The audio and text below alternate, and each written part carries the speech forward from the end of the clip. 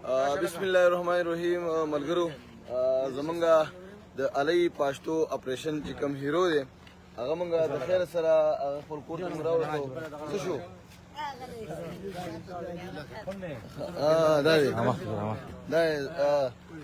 دا مونږ اخر کار خپل کور ته راورسو او دا ټایم څه دی تقریبا 12 منټه کم 15 بجې دي او صحیح سلامت مونږ د خپل کور ته خپ خناګه طریقه مونږ کې مونږ دی راوستو.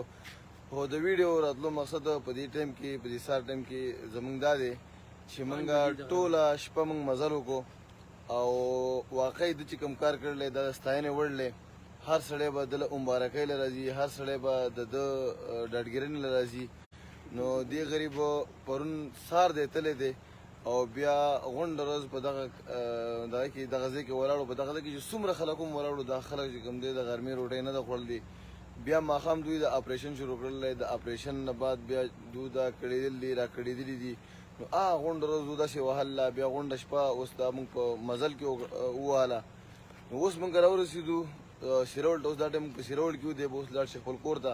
مقصد زموږ دا دی کم سے کم 11 بجو پورې که نه 11 بجو پورې زموږ چې څومره د ده خواله کوم کسان راځي څوک هم د ده خوا راځي نو هغو ته موږ دا وایو چې 11 بجو پورې مه راځئ. 11 بجو نه بعد به انشاءالله تعالی که خیر موږ به ټول د راځو سره د هارونو نه.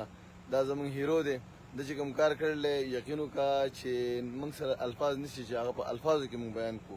د هغې نه علاوه چې زموږ څومره سیاسي مشران دي که هغه زموږ تېر شوي MNA دي، تېر شوي MPA دي، یا زموږ AC دی، DC دی، یا زموږ DPO چې څومره اعلی عهدیداران دي دا ټول څومره خلک چې کوم دی هغه دې راشي او د ده ډاډګیرنه دي وکړي.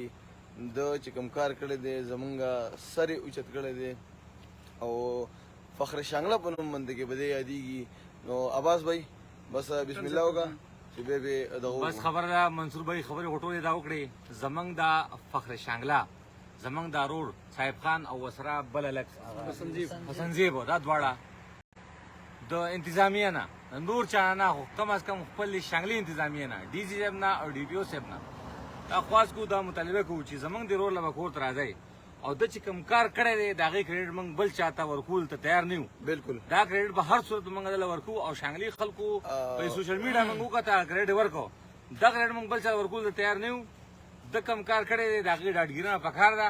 موږ دا غواړو شانګلي قوم نه چې د سهار راشي او د استقبال وکړي خو د 11 بجو نه پس ځکه موږ ستړي شوي ډېر زیات او ډېر سفر و ډېر لرې ځای نه راغلي یو او دی ډېر زیات ستړی شوی په خپله هم. بالکل او اوس داسې خبره ده چې انشاءالله سهار به د ده خواله راځو د نه به تپوس کوو دی چې یا کوم ټیم کې تللی خلکو خواله د هغو تاثرات څه وو هغو څه کول څه نه کول دی چې ولیدو دا کسان چې بوتل دا ټول تپوسونه به انشاءالله د نه سهار کوو. دی غریب سړی شی دی او اوس به ته لاړ شي ته به ځان له ارام وکړي انشاءالله تعالی که خیر یې موږ خپلو کتونکو ته ووایي دا مې بدو زموږ مخکې ته خور کړي. 11 بجو نه بعد به انشاءالله تعالی که خیر یې موږ به راځو او یو بل سره ملاقات کوو. ځکه چې ټوله شپه موږ وواله تاسو ډېر زیات دغه شی کړېدلي ډېر زیات کړېدلي.